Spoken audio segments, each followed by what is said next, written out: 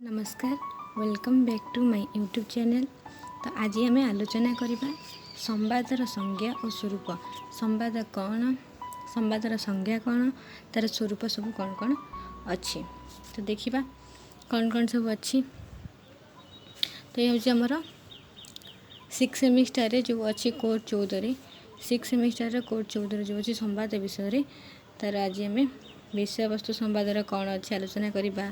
संवादर विषय वस्तु माने समझते विषय वस्तु गल्प गल्प नाटक ये सब तो विषय वस्तु। संवादर कौट विषय वस्तु आसला तो विषय वस्तु नुहे ता विषय आम जाना। संवाद संज्ञा कौन, संवादर स्वरूप कौन, आमर कि सब संवाद अच्छी से विषय जाना। तो चलो आम डिनर करके स्टार्ट करवा आमर संवादर संज्ञा और स्वरूप कौन अच्छी। तो स्टार्ट करिया पूर्व मु गोटे कथा कहूँ कि मु जानी मु केते भल भाव बुझे पारुछि कि नहीं, किंतु मत गोटे पिला मेसेज कला कहला दीदी तुम बहुत भल बुझाऊच प्लीज टी जल्दी जल्दी आम सब सेमिस्टर वीडियो नहीं आसतु। तो मो सह कथापी से बहुत ट्राए कर कथा हो पार नाला। तो आज से कथा है टेलीग्राम से बहुत ट्राए कर टेलीग्राम तार कौन कॉल हो नाला से बहुत प्रोब्लेम होता। तथापि सी मो सहित आज कथा है कथा मत कहला कि प्लीज टी संवादर आउ कि मत कही जोटा कि जल्दी जल्दी टी आने। तो मु संवादर संज्ञा स्वरूप ए बन था। तो से कहला मत लगला कि पिला एते माने निर्भर करचंती तो मत कथा रखा पड़ो। तो से मत जल्दी संवादर संज्ञा स्वरूप भिडियो आने पड़ा। तो बहुत बहुत धन्यवाद। ता ना हूँ बहुत बहुत धन्यवाद। ता ना हूँ बेबिना प्रधान।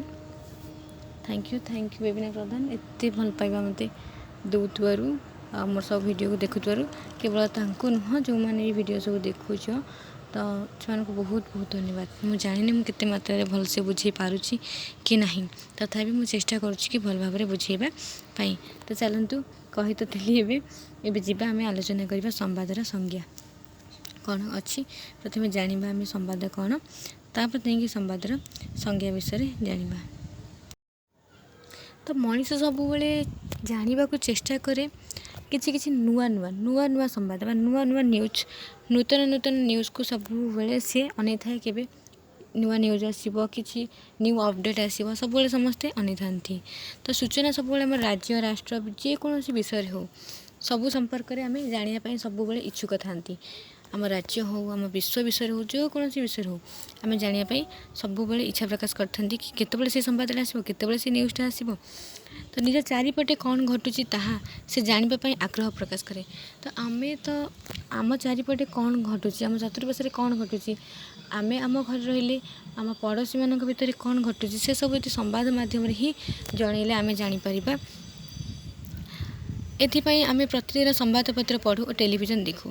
तो आम किसी जानापी ही टेलीविजन को देखी था और संवादपत्र को पढ़ी था। कौन संवादपत्र पढ़ू ना आम किसी जानापी किसी न्यू अपडेट बा किसी नूतन कथा आम जानापी टेलीविजन बा संवादपत्र देखू। संप्रति मोबाइल फोन जरिया सूचना मिल पार। तो ये टेलीविजन को छाड़देला तो टेलीविजन तो आगुरी समस्त देखुले एवं भी देखुं कि अधिक अपडेट आमर चलती कौन ना मोबाइल। तो किसी गोटे न्यूज है तो सांगे सांगे मोबाइल मारदिए देखिए से न्यूज को। तो मोबाइल मध्यम आम अधिक सूचना पाइपे। आम आखपाखे अनेक घटना घटी जाइए किंतु गणमाध्यम भाव विवेचित संवादपत्र टेलीविजन रेडियो और वेबसाइट एथिमध्यरु किसी सूचना प्रदान करिथांती समस्त सूचना नुहे। तो आम आखपाखे किसी घटना घटी जाउची जोटा कि केवल आम फोन से जानी परिबा नहीं सेटा जतबले संवादपत्र भाव में आमर किसी वेबसाइट बा रेडियो बा टेलीविजन रे आसे तापर जाकि आम फोन ने ताकू देखि थाउ बा पर जाकि आम फोन ने सूचना तार पाई थाउ। प्रथमे किसी संवाद बा किसी घटना घटे से घटना को संवादपत्र बा संपादिक माने तांकर संवादपत्र रे छापी थांती तापर जाकि आम से विषय जानवा को पाई थाउ। समस्त सूचना जोगाइवाई से पाखरे स्थान न थाए किंबा समस्त सूचना जानापी आम निकट में समय बा आग्रह न थाए। तो सब सूचना जानापी तो आम निकट में आग्रह न थाए कि माने आग्रह माने जमती कि गोटे जन को आग्रह प्रकाश करने जो सूचना थी जमती कि एबे 10th क्लास बा +2 एग्जाम सरी समस्ते वेट कर कि केमी देखब जल्दी आमर के रिजल्ट बाहर के रिजल्ट समस्त फोन टीवी सब देखुं कहीं ना केबे रेजल्ट बाहर से विषय किसी न्यूज़ जानापी किसी संवाद से जानापी देखुंट ताहले केउं सूचनाटी प्रकाशित बा प्रसारित हेबा उचित ताहा किपरि निर्धारित हुए वास्तव में एथिपाई केतेक मानदंड अनुपालन कराए। एही यूनिट रे आमे संवादर उपादान संवादर तत्व संपर्क में जानिबा। तो एथिरे आमे संवादर उपादान कौन कौन अच्छी आ संवादर तत्व विषय किछि जानिबा। तो देखिबा कौन अच्छी प्रथम संवादर संज्ञा। तो संवादर किसी सार्वजनीन संज्ञा नहीं कि परिभाषा नहीं। संवादर किसी संज्ञा नहीं कि परिभाषा नहीं। ऑक्सफोर्ड इंग्राजी भाषाकोश रे संवादर संज्ञा है नुआ भावे प्राप्त सूचना आलोचनार विषय होउथबा नूतन घटना कार्यक्रम बा सद्य घटनावली विवरणी किंबा इस्ताहार। तो संवादर आम जानी किसी संज्ञा नहीं कि परिभाषा नहीं। तो 1869 रु 1897 पर्यंत न्यूयॉर्क सन परिचालना करथिबा चार्ल्स डानांक मतरे पूर्वर दृष्टिगोचर अणाई पारि नथिबा किंतु संप्रदायर संख्याधिक पाई आग्रह सृष्टि करुवा जेकोसी विषय होची संवाद। तो जो आमर अछंती न्यूयॉर्क सन परिचालना करथिबा चार्ल्स डाना से कौन कहले संवाद कौन बोली से कहले ना आमर पूर्वर जो किसी घटना घटी जोटा कि लोकलोचन को आसी नथिबा लोकलोचन को आसी ताकू जानापी लोक मैंने सब आग्रह सृष्टि करेंगे। तो सहीटा हूँ संवाद से आमर संवाद भाव में परिचित। तापर देखा आउ कि संवाद विषय सब कौन कहते विशेषज्ञ मैंने से विषय देखा। तो वालेट जी ब्लेयर कौन कहते संवाद विषय संख्याधिक जनता दृष्टि आकर्षण करिपारुथिबा घटना समयानुवर्तित विवरणी ही संवाद जहाँ अत्यधिक जनसाधारण दृष्टि आकर्षण करिपारे ताहा सर्वोत्तम संवाद भाव विवेचित होता है। तो वालेट जी ब्लेयर कौन कहते वालेट जी ब्लेयर कहते जे जोटा कि संख्याधिक लोक अधिकांश लोक जो दृष्टि आकर्षण जो घटना कर जो विवरणी उपरे अधिकांश लोक दृष्टि आकर्षण कर संवाद। तापर देखिबा स्पेंसर क्रम कौन कहते से कहते कि मानविक संपर्कर अचल अवस्था ही संवाद आशातीत और आश्चर्यजनक घटना कर्म ही संवाद। तो आम जोटा चाह ना से संवाद हठात किना बाहर जाए आशातीत और आश्चर्यजनक जोटा कि आश्चर्यजनक आम जो आम जान ना ये घटनाटा हठात आम जान ना यहाँ हम बोली कि कौन से गोटे बात्या कि किसी गोटे हबार थी आम जान हठात किना बाहर कि जो आश्चर्यजनक जोड़ा। तो स्पेंसर क्रम कहते कि सहीटा हूँ संवाद। तापर टर्नर कैटलिच कौन कहते ना आज पाई बरणी आसंता काली को नथिबो हेउची संवाद। तो आज जो बरणी आम पाइचे जदि से आसंता काली को नथिबो केवल आज देउथिबो सहीटा हूँ संवाद। एटा किए कहले ना टर्नर कैटलिच। तो मत ठंडा ही मो वॉइस भलसे शुभुनी तो टे एडजस्ट करें किसी प्रोब्लेम होथबो। तापर जॉन चांसेलर कौन कहले ना विभेद और परिवर्तन विवरणी हूँ संवाद। तो विभेद आउ किसी परिवर्तन जन जनक मध्य पार्थक्य जमती आम दर्शाऊे तो ता मध्य कौन अच्छी अब मध्य परिवर्तन कौन ये सब हूँ संवाद। किए कहले ना जॉन चांसेलर कहले।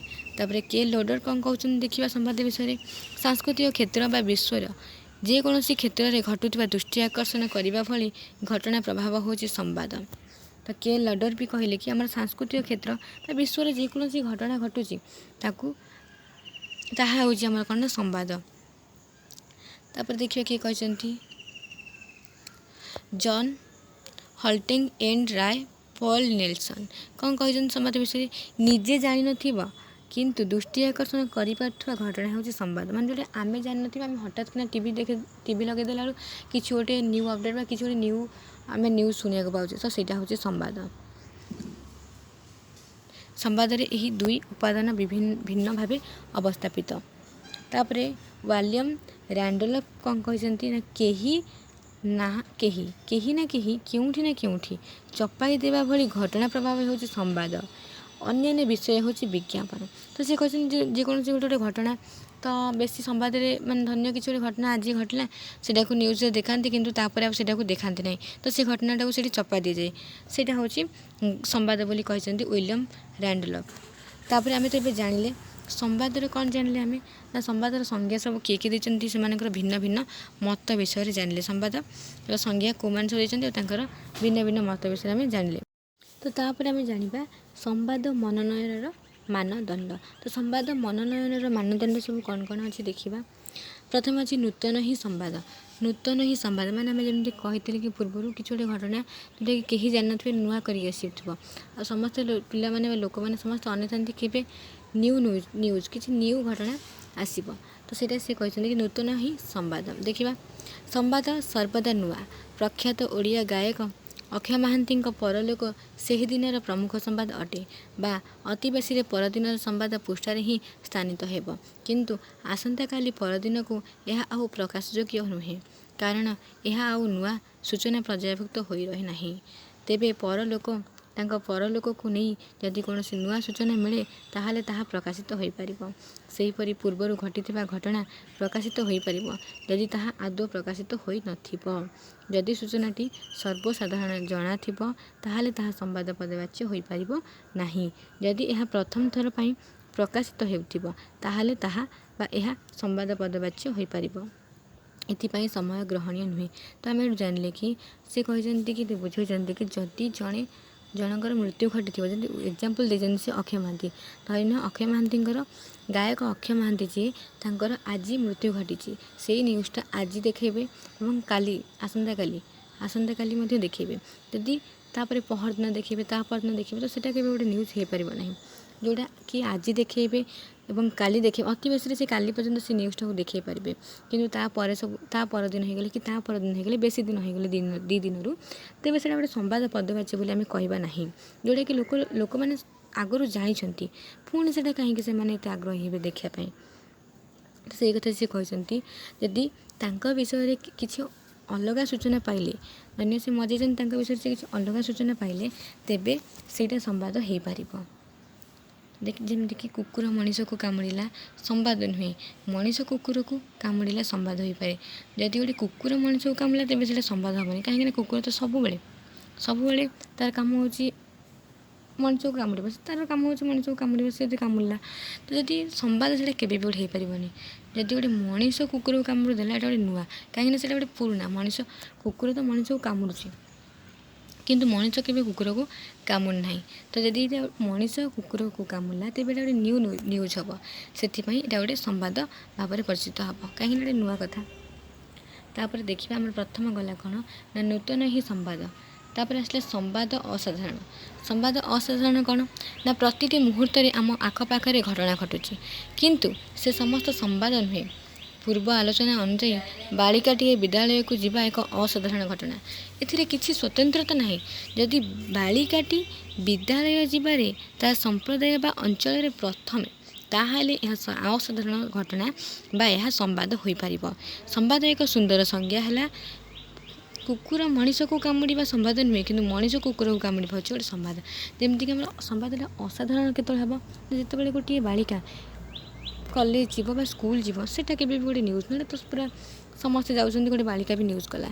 ଯଦି ତା ଅଞ୍ଚଳରେ ଟୋଟାଲ୍ କେହି ବି ଗୋଟିଏ ବାଳିକା ସ୍କୁଲ ବା କଲେଜକୁ ଯାଇନାହାନ୍ତି, ସେ ଝିଅଟି ପ୍ରଥମ କରି ସ୍କୁଲ ବା କଲେଜକୁ ଯାଇଛି, ତେବେ ସେଇଟା ଗୋଟେ ଅସାଧାରଣ ସମ୍ବାଦ ଭାବରେ ପରିଚିତ ହେବ। କେମିତି ଅସାଧାରଣ ହେଲା ନା କେହି ବି ଯାଇନାହାନ୍ତି, ସେ ପ୍ରଥମ ଥର କରି ଯାଇଛି କଲେଜ ବା ସ୍କୁଲ। ଗୋଟେ ଝିଅଟି ତାଙ୍କ ଅଞ୍ଚଳରେ କେହି ବି ସ୍କୁଲ କଲେଜ ଯାଇନାହାନ୍ତି, ସେ ପ୍ରଥମ ଥର ପାଇଁ ସ୍କୁଲ କଲେଜ ଯାଇଛି, ଏଇଟା ଗୋଟେ ଅସାଧାରଣ ସମ୍ବାଦ ହେବ। ତାପରେ ଅଛି ଆମର ସମ୍ବାଦ ଆଗ୍ରହପ୍ରଦ। ତ ସମ୍ବାଦ ଆଗ୍ରହପ୍ରଦ କ'ଣ? କେତେକ ଘଟଣା ନୂଆ ଓ ଅସାଧାରଣ ହୋଇଥିଲେ ମଧ୍ୟ ପାଠକଙ୍କ ଅନାଗ୍ରହ ଯୋଗୁଁ ଏହା ସମ୍ବାଦ ହୋଇପାରେ ନାହିଁ। ତୁମ ଗ୍ରାମର ବାଳିକାଟିଏ ପ୍ରଥମ ଶ୍ରେଣୀରେ ଉତ୍ତୀର୍ଣ୍ଣ ହେଲା। ଏହା ତୁମ ଗ୍ରାମ ପାଇଁ ନୂଆ ବା ଅସାଧାରଣ ହୋଇପାରେ। ତୁମ ଗ୍ରାମ ବା ଉତ୍ତୀର୍ଣ୍ଣ ବାଳକର ପରିବାର ପାଇଁ ଏହା ନୂଆ ହୋଇଥିଲେ ମଧ୍ୟ ଅନ୍ୟମାନଙ୍କ ମଧ୍ୟରେ ଏହା ସେତେଟା ଆଗ୍ରହ ସୃଷ୍ଟି କରିପାରିବ ନାହିଁ। ଯଦି ବାଳିକାଟି ବା ବାଳକଟି ରାଜ୍ୟରେ ଟପର୍ ହୋଇଥାଏ, ତାହେଲେ ଏଥିପ୍ରତି ସମଗ୍ର ରାଜ୍ୟର ଆଗ୍ରହ ରହିବ ଏବଂ ଏହା ଗଣମାଧ୍ୟମରେ ପ୍ରକାଶିତ ହେବ। ତ ଏଠି ସମ୍ବାଦ ଆଗ୍ରହପ୍ରଦ ମାନେ ଆମେ କ'ଣ ବୁଝିବା? ଯଦି ଗୋଟେ ବାଳିକାଟେ ବା ବାଳକଟେ ତା'ର କ'ଣ ସ୍କୁଲରେ ବା ତା'ର ଶ୍ରେଣୀରେ ଉତ୍ତୀର୍ଣ୍ଣ ହେଲା, ପ୍ରଥମ ଶ୍ରେଣୀରେ ତା'ର ପ୍ରଥମ କ୍ଲାସ୍ରେ ସେ ପ୍ରଥମ ଭାବରେ ଉତ୍ତୀର୍ଣ୍ଣ ହେଲା, ଏଇଟା ତାଙ୍କ ଗାଁରେ ଜାଣିଲେ, ତାଙ୍କ ପରିବାର ଜାଣିଲେ, ଏଇଟା କେବେ ଗୋଟେ ସମ୍ବାଦ ହେଇପାରିବନି। ସମ୍ବାଦଟା ଆଗ୍ରହପ୍ରଦ ହେଇପାରିବନି। ଯଦି ସେଇ ବାଳିକାଟି ବା ବାଳକଟି ତାଙ୍କ ସ୍କୁଲ ବା କଲେଜର ପୁରା ଟପର୍ ହେବ, राज्य स्तरीय हो जिला स्तरीय हो जदि स्कूल बा कॉलेज टॉपर हुए तेबे ସେଇଟା ଗୋଟେ କ'ଣ ହେବ ନା ଆଗ୍ରହପ୍ରଦ ସମ୍ବାଦ ବା ନ୍ୟୁଜ୍ ହେବ। କାହିଁକି ନା ରାଜ୍ୟ ସ୍ତରରେ ବା ଜିଲ୍ଲା ସ୍ତରରେ ସିଏ ହେଉଛି କ'ଣ ହେବ ନା ଗୋଟେ ଟପ୍ପର ହେଇକି ବାହାରିବ। ତ ସେଇଟା ନିହାତି ଭାବରେ ଗଣମାଧ୍ୟମରେ ପ୍ରକାଶିତ ହେବ ଏବଂ ସେଇଟା ଗୋଟେ ଆମର ସମସ୍ତଙ୍କର ସବୁ ଜନସାଧାରଣମାନଙ୍କ ପାଇଁ ଗୋଟେ ଆଗ୍ରହପ୍ରଦ ନ୍ୟୁଜ୍ ଭାବରେ ପରିଚିତ ହେବ। ତ ତାପରେ ଆମର ଅଛି ସମ୍ବାଦ ଗୁରୁତ୍ୱପୂର୍ଣ୍ଣ। ତ ସମ୍ବାଦ ଉପରେ ଗୁରୁତ୍ୱପୂର୍ଣ୍ଣ କ'ଣ ଅଛି ଆମେ ଜାଣିବା। ନୂଆ ଅସାଧାରଣ ଓ ଆଗ୍ରହପ୍ରଦ ବ୍ୟତୀତ ସମ୍ବାଦ ଗୁରୁତ୍ୱପୂର୍ଣ୍ଣ ହେବା ଆବଶ୍ୟକ। ତ ନୂଆ ସମ୍ବାଦ ଆମେ ଜାଣିଲେ ସମ୍ବାଦ ନୂଆ ଦରକାର, ଆମକୁ ଅସାଧାରଣ ମଧ୍ୟ ହେବା ଦରକାର ଏବଂ ଆଗ୍ରହପ୍ରଦ ମଧ୍ୟ ହେବା ଦରକାର। ସେ ସମ୍ବାଦ ଗୁରୁତ୍ୱପୂର୍ଣ୍ଣରେ କୁହାଯାଇଛି କି ସମ୍ବାଦ ନୂଆ ଅସାଧାରଣ ଓ ଆଗ୍ରହପ୍ରଦ ହେବା ସହିତ ସମ୍ବାଦ ଗୁରୁତ୍ୱପୂର୍ଣ୍ଣ ମଧ୍ୟ ହେବା ଉଚିତ। ମନେକର ଗ୍ରାମାଞ୍ଚଳରେ କିଗ୍ରା ପିଛା 1 ଟଙ୍କା ମୂଲ୍ୟରେ ଚାଉଳ ଯୋଗାଇ ଦିଆଯିବ ବୋଲି ଏକ ରାଜନୈତିକ ଦଳ ପକ୍ଷରୁ ଘୋଷଣା କରାଗଲା। ଏକ ସମ୍ବାଦ ହେବା ପାଇଁ ଏହାର ସେତେଟା ଗୁରୁତ୍ୱ ନାହିଁ, କିନ୍ତୁ ଏହା ସମାନ କଥା ଯଦି ରାଜ୍ୟର ମୁଖ୍ୟମନ୍ତ୍ରୀ ଘୋଷଣା କରିଥିବେ ତାହେଲେ ଏହାର ଗୁରୁତ୍ୱ ରହିଛି। ତ ଆମେ ଜାଣିଲେ କ'ଣ ନା ଯଦି ଗୋଟିଏ ଗ୍ରାମାଞ୍ଚଳରେ ଗୋଟିଏ 1 ଟଙ୍କା ମୂଲ୍ୟରେ ଚାଉଳ ଯୋଗାଇ ଦିଆଯିବ ବୋଲି ତାଙ୍କର କିଛି ରାଜନୈତିକ ଦଳ ପକ୍ଷରୁ ସେଇଟା କୁହାଗଲା, ତେବେ ସେଇଟା ଗୋଟେ ସମ୍ବାଦ ଉପରେ ଏତେ ଗୁରୁତ୍ୱ ନାହିଁ। ସେ ରାଜନୈତିକ ଦଳ ଯେହେତୁ କହିଛନ୍ତି ତ ସେ ଦେଇପାରନ୍ତି ନ ଦେଇପାରନ୍ତି, ତ ସେଇଟା ଏତେ ଗୁରୁତ୍ୱ ନାହିଁ। କିନ୍ତୁ ସେଇ ନ୍ୟୁଜ୍ଟା ଯଦି ଆମର ରାଜ୍ୟର ମୁଖ୍ୟମନ୍ତ୍ରୀ ବା ପ୍ରଧାନମନ୍ତ୍ରୀ ଘୋଷଣା କରନ୍ତି, ଯଦି ମୁଖ୍ୟମନ୍ତ୍ରୀ ବା ପ୍ରଧାନମନ୍ତ୍ରୀ ହୁଅନ୍ତୁ ଘୋଷଣା କରନ୍ତି, ତେବେ ସେ ଗୁରୁତ୍ୱ ସମ୍ବାଦ ଉପରେ ତା'ର ଗୁରୁତ୍ୱ ଅଛି ଏବଂ ସେଇଟା ଗୋଟେରେ ଭଲ ସମ୍ବାଦ ବା ସମ୍ବାଦର ଗୁରୁତ୍ୱପୂର୍ଣ୍ଣ ହୋଇପାରିବ। ସମ୍ବାଦ ଗୁରୁତ୍ୱପୂର୍ଣ୍ଣ କ'ଣ ଆମେ ଜାଣିଲେ, ଯେଉଁ ନ୍ୟୁଜ୍ଟା ଉପରେ ବା ଯେଉଁ ଘଟଣା ଉପରେ କିଛି ଗୁରୁତ୍ୱ ରହିଥିବ। ଯେମିତିକି ଏଠାରେ ମୁଖ୍ୟମନ୍ତ୍ରୀ ଘୋଷଣା କଲେ ସେଠାରେ ଗୁରୁତ୍ୱ ଅଛି, କିନ୍ତୁ ଜଣେ ରାଜନୈତିକ ଦଳ ପକ୍ଷରୁ ଯଦି ଘୋଷଣା କରାଯିବ ସେଠାରେ ଗୁରୁତ୍ୱ କିଛି ନାହିଁ। ତାପରେ ପ୍ରଶ୍ନ, ସମ୍ବାଦ ସର୍ବଦା ଜନଗଣଙ୍କୁ ନେଇ ନୁହେଁ। ସମ୍ବାଦ ସର୍ବଦା ଜନଗଣଙ୍କୁ ବା ଲୋକମାନଙ୍କୁ ନେଇକି ନୁହେଁ। କ'ଣ ପାଇଁ ଲୋକମାନଙ୍କୁ ନେଇକି ନୁହେଁ ଦେଖିବା। ଅଧିକାଂଶ ସମ୍ବାଦ ସ୍ୱାଭାବିକ ଭାବେ ଜନଗଣଙ୍କ ସମ୍ପର୍କରେ, କାରଣ ଘଟଣା ସହ ପ୍ରତ୍ୟକ୍ଷ ଓ ପରୋକ୍ଷ ଭାବେ ଜନତା ହିଁ ସଂଶ୍ଳିଷ୍ଟ ରହିଥାନ୍ତି। ଯେତେ ବି ନ୍ୟୁଜ୍ ହଉ ସବୁଥିରେ ଲୋକମାନଙ୍କୁ ନେଇକି ହିଁ ସେ ନ୍ୟୁଜ୍ଟା ହେଇଥାଏ। ତେବେ ସମସ୍ତ ଘଟଣାର ମୁଖ୍ୟ ଚରିତ୍ର ମଣିଷ ନୁହନ୍ତି। ବେଳେବେଳେ ବାତ୍ୟା, ବନ୍ୟା, ମରୁଡ଼ି, ଭୂକମ୍ପ ଆଦି ଘଟେ। ଏଥିରେ ମଣିଷ ସଂଶ୍ଳିଷ୍ଟ ନଥାନ୍ତି, କିନ୍ତୁ ଏହି ଅଣମନୁଷ୍ୟକୃତ ପ୍ରାକୃତିକ ବିପର୍ଯ୍ୟୟ ଯେତେବେଳେ ଜନତାଙ୍କ ଜୀବନକୁ ପ୍ରଭାବିତ କରେ ସେତେବେଳେ ଏହା ସମ୍ବାଦ ହୋଇଥାଏ। ଜନସାଧାରଣଙ୍କୁ କେନ୍ଦ୍ର କରି ସର୍ବଦା ସମ୍ବାଦ ପ୍ରସ୍ତୁତ କରାଯାଇଥାଏ। ତ ଏଥିରେ କୁହାଯାଇଛି କି ଆମର ଏଥିରେ ଜନତାଙ୍କର କିଛି ବି ନାହିଁ, ତ ଜନତାଙ୍କୁ ନେଇକି ତ ଆମର ସମ୍ବାଦ ରଚିତ, ଲୋକମାନଙ୍କୁ ନେଇକି ହିଁ ଆମର ସମ୍ବାଦ ପ୍ରସ୍ତୁତ ହୋଇଥାଏ। କିନ୍ତୁ ବେଳେବେଳେ ଆମର ଯେତେବେଳେ ବନ୍ୟା ବାତ୍ୟା ହୁଏ ସେତେବେଳେ ତ ସେଠାରେ ଲୋକମାନଙ୍କୁ ନେଇକି ସମ୍ବାଦ ହୋଇନଥାଏ, ସେତେବେଳେ ପ୍ରାକୃତିକ ସେଟା ପ୍ରକୃତିର ସୃଷ୍ଟି ହୋଇଥାଏ। ତ ପ୍ରାକୃତିକ ଯେଉଁ ଆମର ପ୍ରାକୃତିକ ଭାବରେ ଘଟିଥାଏ ବାତ୍ୟା, କେତେବେଳେ ବନ୍ୟା ହୁଏ, ତାର ଯେତେବେଳେ ସମ୍ବାଦ ପ୍ରସ୍ତୁତ ହୋଇଥାଏ ସେଇଟାକୁ ଆମେ କହିବା କି ସମ୍ବାଦ ସର୍ବଦା ଜନଗଣଙ୍କୁ ନେଇକି ନୁହେଁ। ସମ୍ବାଦ ସବୁବେଳେ ମନୁଷ୍ୟଙ୍କୁ ନେଇକି ସୃଷ୍ଟି ହୋଇନଥାଏ, କେତେବେଳେ ମନୁଷ୍ୟଙ୍କୁ ନେଇକି ସୃଷ୍ଟି ହୋଇଥାଏ ତ କେତେବେଳେ ପ୍ରାକୃତିକ ଆମର ଯେଉଁ ଘଟୁଛି ସବୁ ବନ୍ୟା ବାତ୍ୟା ଏସବୁକୁ ନେଇକି ସୃଷ୍ଟି ହୋଇଥାଏ। ତାପରେ ଆମର ଅଛି ସମ୍ବାଦ ହେଉଛି ଗତିଶୀଳ। ତ ସମ୍ବାଦ ଗତିଶୀଳ କ'ଣ ଦେଖିବା। ଏହା ସମୟ ସହ ବଦଳେ, ସମାଜରୁ ସମାଜକୁ ନେଇ ଏଥିରେ ପରିବର୍ତ୍ତନ ଘଟେ। ରାଜଧାନୀ ସହରରେ ଜଣେ ବାଳିକା ବିଦ୍ୟାଳୟକୁ ଯିବା ଏକ ସମ୍ବାଦ ନୁହେଁ, କିନ୍ତୁ ଏକ ଆଦିବାସୀ ପଡ଼ାର ବାଳିକାଟିଏ ବିଦ୍ୟାଳୟକୁ ଯିବା ସମ୍ବାଦ ହୋଇପାରେ। ଇଣ୍ଟରନେଟ୍ ଓ ଟିଭି ଆଗମନ ପୂର୍ବରୁ ଗତକାଲିର ଘଟଣାବଳୀ ସମ୍ବାଦ ହୋଇଥାଏ, କିନ୍ତୁ ବର୍ତ୍ତମାନର 24 ଘଣ୍ଟିଆ ସମ୍ବାଦ ଚ୍ୟାନେଲରେ ସକାଳ ସମ୍ବାଦ ଅପରାହ୍ନକୁ ବାସି ହୋଇଯାଉଛି। ତ କ'ଣ କୁହାଯାଉଛି ସମ୍ବାଦ ହେଉଛି ଗତିଶୀଳ କାହିଁକି ନା ଯଦି ଆମର ସବୁବେଳେ ତ ସମୟ ବଦଳେ, ସମୟ କେବେ କାହା ପାଇଁ ଅପେକ୍ଷା କରେ ନାହିଁ, ତ ସବୁବେଳେ ଆମକୁ ସମୟ ସହିତ ଗତି କରିକି ଯିବାକୁ ପଡ଼ିଥାଏ। ତ ସମ୍ବାଦ ହେଉଛି ଗତିଶୀଳ ଆମେ ଜାଣିଲେ। ତାର ଏକ୍ଜାମ୍ପଲ୍ ଯେମିତିକି ସେ ଦେଇଛି, ଜଣେ ରାଜଧାନୀ ସହରରେ ଜଣେ ବାଳିକା ବିଦ୍ୟାଳୟକୁ ଯିବା ଏକ ସମ୍ବାଦ ନୁହେଁ, କିନ୍ତୁ ଯଦି ଜଣେ ଆଦିବାସୀ ବାଳିକାଟିଏ ବା ଆଦିବାସୀ ପଡ଼ା ମାନେ ଆମେ କାହାକୁ କହିବା ନା ଯେଉଁଠିକି ଗୋଟେ ଗାଁରୁ ବହୁତ କମ୍ ଲୋକ ଥିବେ ତାକୁ ଆମେ ପଡ଼ା କହିବା। ତ ପଡ଼ାରୁ ଗୋଟେ ବାଳିକାଟିଏ ବିଦ୍ୟାଳୟକୁ ଯିବ ସେଇଟା ଗୋଟେ ସମ୍ବାଦ ହେବ। କିନ୍ତୁ ଗୋଟେ ରାଜଧାନୀ ସହରରେ ଜଣେ ବାଳିକା ବିଦ୍ୟାଳୟ ବା ସ୍କୁଲକୁ ଯଦି ଯାଏ ସେଇଟା କେବେ ବି ଗୋଟେ ସମ୍ବାଦ ହୋଇପାରିବ ନାହିଁ। କିନ୍ତୁ ତାପରେ ବେଶୀ ସେଇଟା ଗୋଟେ ସମ୍ବାଦ, କିନ୍ତୁ ତାପରେ ବେଶୀ ଇମ୍ପୋର୍ଟାନ୍ସ ଦିଅନ୍ତିନି। ଯଦି ଗୋଟେ ଆଦିବାସୀ ଝିଅଟିଏ ସେ ବିଦ୍ୟାଳୟକୁ ଗଲା, ପାଠ ପଢ଼ିଲା, ସେଇଟା ଗୋଟେ ବଡ଼ ସମ୍ବାଦ ଭାବରେ ହେଇକି ଆମର ନ୍ୟୁଜ୍ରେ ବାହାରିବ। ତାପରେ ଆମେ ତ ଜାଣିଲେ ଏଇଟା ଆମେ କ'ଣ ପଢ଼ିଲେ ନା ସମ୍ବାଦ ମନୋନୟନର ମାନଦଣ୍ଡ ମାନେ ସବୁ ଜାଣିଲେ। ସମ୍ବାଦର ଯେଉଁ ମନୋନୟନର ମାନଦଣ୍ଡ ଅଛି ସେ ବିଷୟରେ ଜାଣିଲେ। ତ ତାପରେ ଆମେ ଜାଣିବା ସମ୍ବାଦର ଢାଞ୍ଚା ଓ ଉପାଦାନ। ତ ସମ୍ବାଦର କ'ଣ କ'ଣ ସବୁ ଉପାଦାନ ଅଛି ସେ ବିଷୟରେ ଜାଣିବା। ତ ପ୍ରଥମେ ଅଛି ସମୀପବର୍ତ୍ତିତା। ସମୀପବର୍ତ୍ତିତା କ'ଣ? ଏଇଟା ହେଉଛି ସମ୍ବାଦର ଗୋଟେ ଉପାଦାନ। ଯାହା ନିକଟରେ ଅଛି ତାହା ପ୍ରିୟତମ। ସମୀପ ମାନେ ନିକଟତର ହେବା। ପାଠକଙ୍କ ପାଇଁ ଘଟଣାର ଦୂରତ୍ୱକୁ ଗୁରୁତ୍ୱ ଦିଆହେଇଛି। ଘଟଣାର ଦୂରତା ପାଠକଙ୍କ ପାଇଁ ଅଧିକ ବା କମ୍ ଗୁରୁତ୍ୱ ବହନ କରିଥାଏ। ଉଦାହରଣ ସ୍ୱରୂପ ବିଦେଶରେ ଘଟିଥିବା ଏକ ରେଳ ଦୁର୍ଘଟଣା ଆମ ପାଇଁ ଦୃଷ୍ଟି ଆକର୍ଷଣକାରୀ ହୋଇ ନପାରେ। ଓଡ଼ିଶା ଗଣମାଧ୍ୟମ ଏହି ଘଟଣାକୁ ସ୍ଥାନିତ କରି ନପାରନ୍ତି, କିନ୍ତୁ ନିଜ ସହରରେ ହୋଇଥିବା ଏକ ମୋଟରସାଇକେଲ ଦୁର୍ଘଟଣା ସମ୍ବାଦ ପ୍ରତି ଜନତା ଆକର୍ଷିତ ହେବେ। ନିଜ ସହରରେ ଥିବା ଗଣମାଧ୍ୟମ ଏହି ସମ୍ବାଦକୁ ସ୍ଥାନିତ କରିବେ, କିନ୍ତୁ ଏହି ଘଟଣାକୁ ଦିଲ୍ଲୀ ଗଣମାଧ୍ୟମ ସମ୍ବାଦ ଭାବେ ସ୍ଥାନିତ କରିପାରିବେ ନାହିଁ ବା କରିପାରିବେ। ସେମାନେ କ'ଣ ପାଇଁ କରିବେ? ସେମାନେ ତାଙ୍କ ନିଜ ସହରରେ ହିଁ କରିବେ। ଶହଶହ ମାଇଲ ଦୂରରେ ଘଟୁଥିବା ଘଟଣା ତୁଳନାରେ ନିଜ ଅଞ୍ଚଳ ବା ସହରରେ ଘଟୁଥିବା ଘଟଣା ଜାଣିବା ପାଇଁ ପାଠକ ଅଧିକ ଆଗ୍ରହୀ ହୋଇଥାନ୍ତି। ତ ଆମେ ସମୀପବର୍ତ୍ତିତା ମାନେ କ'ଣ ଜାଣିଲେ ନା ନିକଟରେ ଯେଉଁ ସବୁ ଆମର ଘଟୁଥାଏ ଯାହା ସବୁ, ସେଇଟା ହେଉଛି ସମୀପବର୍ତ୍ତିତା। ତ ଆମର ନିକଟରେ ଆମ ରାଜ୍ୟରେ ବା ଆମ ଦେଶରେ କିଛି ଗୋଟେ ଘଟଣା ଘଟିଲା, ସେଇଟାକୁ ନ୍ୟୁଜ୍ ମାଧ୍ୟମରେ ଦେଖେଇବେ। କିନ୍ତୁ ଯଦି ବିଦେଶରେ କିଛି ଘଟଣା ଘଟିଲା ତ ସେଇଟା ଆମେ ସେ ବିଷୟରେ ଜାଣିପାରିବା ନାହିଁ। ଯେଉଁ ପର୍ଯ୍ୟନ୍ତ ଆମ ଦେଶର ସାମ୍ବାଦିକମାନେ ତାକୁ ନ୍ୟୁଜ୍ ଭାବରେ ପ୍ରକାଶ ନ କରିଛନ୍ତି ସେ ବିଷୟରେ ଆମେ କିଛି ଜାଣିପାରିବା ନାହିଁ। କେବଳ ଲୋକମାନେ ସବୁବେଳେ ନିଜ ଦେଶର ସମ୍ବାଦ ଜାଣିବା ପାଇଁ ଅଧିକ ଆଗ୍ରହୀ ଥାନ୍ତି। ତ ସମ୍ବାଦର ଉପାଦାନ ପ୍ରଥମେ ହେଲା ସମୀପବର୍ତ୍ତିତା ବା ନିକଟରେ ଯେଉଁ ସବୁ ଯାହା ଘଟଣା ଘଟୁଛି ସେ ବିଷୟରେ ଜାଣିବା ପାଇଁ ଅଧିକ ଆଗ୍ରହୀ ଥାନ୍ତି ଲୋକମାନେ। ତାପରେ ଜାଣିବା ଖ୍ୟାତି ବା ଗୁରୁତ୍ୱ। ତ ସମ୍ବାଦର ଗୁରୁତ୍ୱ କ'ଣ? ଖ୍ୟାତି ସମ୍ପନ୍ନ ବ୍ୟକ୍ତିଙ୍କ ସମ୍ବାଦ ସୃଷ୍ଟି କରନ୍ତି। ତଳପେହାର ବ୍ୟକ୍ତିର ତୁଳନାରେ ଖ୍ୟାତିନାମା ବ୍ୟକ୍ତିଙ୍କ ସମ୍ବାଦର ପାଠକ ସଂଖ୍ୟା ଅଧିକ ଲୋକପ୍ରିୟ ବ୍ୟକ୍ତିତ୍ୱଙ୍କୁ କାହାଣୀ ସମ୍ବାଦ ଦୃଷ୍ଟିରୁ ଅଧିକ ମୂଲ୍ୟବାନ। କେତେକ ସ୍ଥାନ, ବିଷୟ, ଘଟଣା ନିଜସ୍ୱ ଗୁରୁତ୍ୱ ରହିଛି। ଯଦି ତୁମେ ନିଜେ ଗାଧୁଆ ଘରେ ପଡ଼ିଯାଅ ତାହେଲେ ଏହା କୌଣସି ଗଣମାଧ୍ୟମରେ ପ୍ରକାଶିତ ହେବ ନାହିଁ, କିନ୍ତୁ ଯଦି ଜଣେ ବଲିଉଡ୍ ଅଭିନେତ୍ରୀ ଗାଧୁଆ ଘରେ ପଡ଼ିଯାଆନ୍ତି ତାହେଲେ ଏହା ସମ୍ବାଦ ହୋଇପାରିବ। ତେଣୁ ଖ୍ୟାତିସମ୍ପନ୍ନ ବ୍ୟକ୍ତିଙ୍କ କାର୍ଯ୍ୟକଳାପ, ରାଜନୈତିକ ନେତୃତ୍ୱ, କ୍ରୀଡ଼ା ଓ ମନୋରଞ୍ଜନର ପ୍ରତିଷ୍ଠିତ ବ୍ୟକ୍ତିତ୍ୱ ଓ ରାଷ୍ଟ୍ର ମୁଖ୍ୟ ଆଦି ଗଣମାଧ୍ୟମର ମୁଖ୍ୟ ଆକର୍ଷଣ ହୋଇଥାନ୍ତି। ସେଥିରେ କ'ଣ କୁହାଗଲା? ଖ୍ୟାତି ବା ଗୁରୁତ୍ୱ, ମାନେ ଯେଉଁମାନେ ବଡ଼ ବଡ଼ ଲୋକ ସେମାନଙ୍କୁ କେମିତି ଗୁରୁତ୍ୱ ଦିଆଯାଉଛି ସମ୍ବାଦରେ। ତ ଖ୍ୟାତିସମ୍ପନ୍ନ ବ୍ୟକ୍ତିଙ୍କ ସମ୍ବାଦ ସୃଷ୍ଟି, ସେମାନେ ନିଜେ ହିଁ ସମ୍ବାଦ ସୃଷ୍ଟି କରନ୍ତି।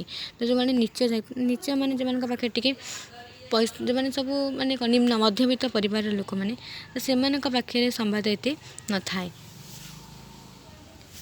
ତ ଯେମିତିକି ଉଦାହରଣ ସେ ଦେଇଛନ୍ତି କି ଜଣେ ଯଦି ଗାଧୁଆ ଘରେ ଜଣେ ସାଧାରଣ ଲୋକ ପଡ଼ିଯାଏ, ନିଜ ଗାଧୁଆ ଘରେ ପଡ଼ିଯାଏ, ତେବେ ସେଇଟା ଗୋଟେ ସମ୍ବାଦ ଭାବରେ ପ୍ରକାଶିତ ହେବ ନାହିଁ।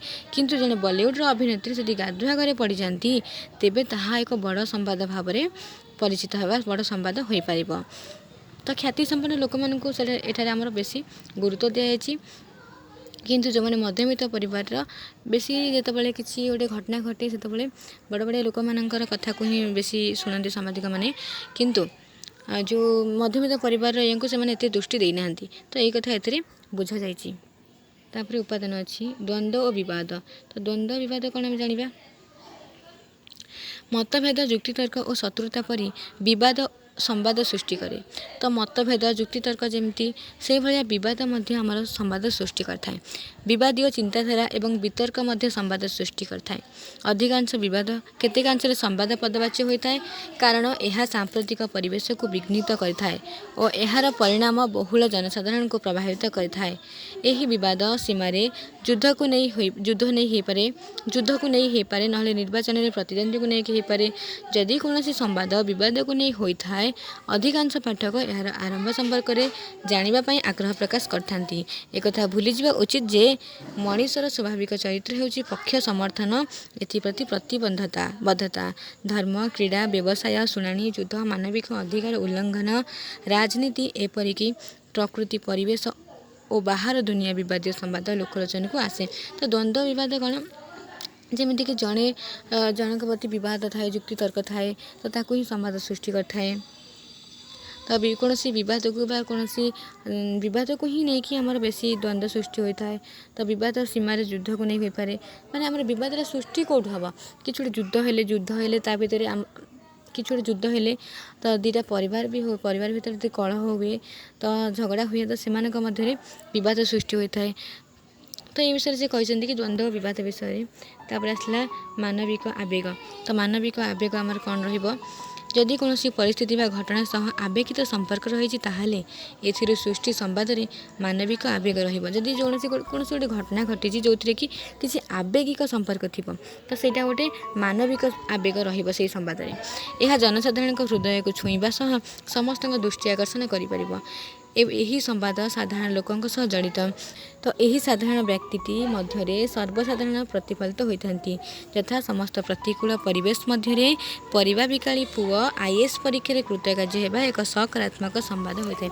तो ये गोटे से एग्जांपल देते कि जदि जड़े परिवा बिकाली पुओ गोटे आईएएस पारिगला आईएएस परीक्षा कृतकार्य है तेज गोटे निहाती भाव गोटे बड़ संवाद बड़ सकारात्मक संवाद भाव में आमर परिगणित हो। तो तापर आमर विपर्यय अच्छी उभय प्राकृतिक मनुष्यगत विपर्यय गणमाध्यम सर्वदा स्थान पाई था कारण यह क्षय क्षति और ध्वंसलीला घटाई थाए। तो प्राकृतिक हो मनुष्यकृत विपर्यय हो गणमाध्यम सर्वदा स्थान पाई था। बड़ धरण विपर्यय अधिक संख्यक जनता को आक्रांत करए विपर्यय और यार प्रभाव संपर्क में जानापी जनसाधारण आग्रह प्रकाश करते बात्या बोमा विस्फोरण बन्या मरुड़ी भूकंप नहीं यही समस्त संवाद आमर लिखा जाए। तापर आमर आसुची प्रगति कौन केमती हो शिक्षा स्वास्थ्य जेकोसी विषय आमर प्रगति होची से विषय में आमर संवाद बाहर संवाद प्रकाश होची। तापर आमर समयानुवर्तिता तो समयानुवर्तिता भाव में आमको सब संवाद सब किसी करने को पड़ो तो से विषय कहुई। तापर आमर अच्छी वैचित्र तापर अच्छी कौन परिणाम तापर अच्छी संवाद रूपरेख ढांचा संवाद रूपरेख ढांचा संवाद रूपरेख ढांचा कौन टी अच्छी इम्पोर्टेंट तुम कहीदे संवाद कौन यार उपादान संपर्क में आम पूर्व अध्याय आलोचना करे थे संवाद चयन हो गले संवाददाता संवाद बरणी लिखा आरंभ करती। तो आम पूर्व जानले संवाद कौन तार मनोनयन मानदंड मान कौन सब उपादान सब कौन तो ये जाना संवाद आम केपरी लिखा जाए केमती कौन हुए। तो गोटे व्यक्ति जो तार किसी जन सांबादिक जो संवादी पाई जाती तो से केमती लिखते आम से विषय जाना। तो प्रथम शिरोनामा आसला शिरोनामा कौन ना यह संवादर सबुठ दृश्यमान अंश यह बरणी सारांश को नहीं लिखा जाए गुरुत्वपूर्ण तथ्य को नहीं लिखा जाए। मुख्य शिरोनामार अक्षर आकृति बरणी अक्षर तुलन बड़। तो शिरोनामा हूँ आमर जेकोसी गोटे न्यूज छपाजीव लिखा जो बड़ बड़ आकार जो हेडलाइन बड़ बड़ आकार हेडलाइन जो लिखा जाए से हूँ मुख्य शिरोनामा। तापर आमर आसला कौन ना बाईलाइन बा क्रेडिट लाइन। तो ये संवादर उत्पत्ति और लेखकीय परिचय मिलता है। तो यहाँ कौ क्या विषय संवादी आम लिखा जाऊँगी से विषय परिचय मिलता है कौन ना बाईलाइन बा क्रेडिट लाइन रे। यह संवाद प्रस्तुत कर संवाददाता नाम हो पारे जो सूत्र संवादी मिली उक्त संस्थार नाम हो पारे। तो संवादी आमर क्या नहीं से जमी आमर गोटे कविता बा कविताटी क्या नहीं रचित बा क्यों विषय वस्तु पर रचित कि कविताटी को किए लिखिं तो जी लिखिं सी होती ये संवादर जो बाईलाइन बा क्रेडिट लाइन तांकरी ना लिखा जाए थाए। तापर आमर अच्छी डेट लाइन कौन ना क्रेडिट लाइन बा बाईलाइन तलकू स्थानर नाम बा तारीख जो उल्लेख होता है सेटा होची डेट लाइन तलकू प्रकृत विवरण लेखा आरंभ होता है माने जो डेट लाइन को लिखला परे तापरे प्रकृत लेखा आमर आरंभ होता है। तापर आसला लीड कौन लीड हूँ संवादर प्रथम अनुच्छेद संवादर गुरुत्वपूर्ण सूचना यही अनुच्छेद संपर्क ही प्रदान कराए। यह सर्वदा छोट स्पष्ट होगा सह ए संवादर आभिमुख्य प्रतिफलित होता आवश्यक।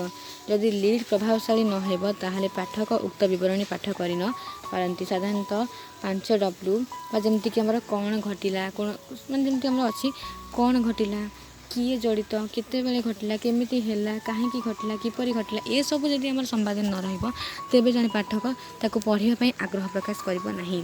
तो क्वेश्चन सब बड़े आसवा दरकार कि ये घटना केमिति घटला तो से घटना से केमिति घटला बोली भाविला बोली ना से संवाद को जानिया पे चेष्टा कला।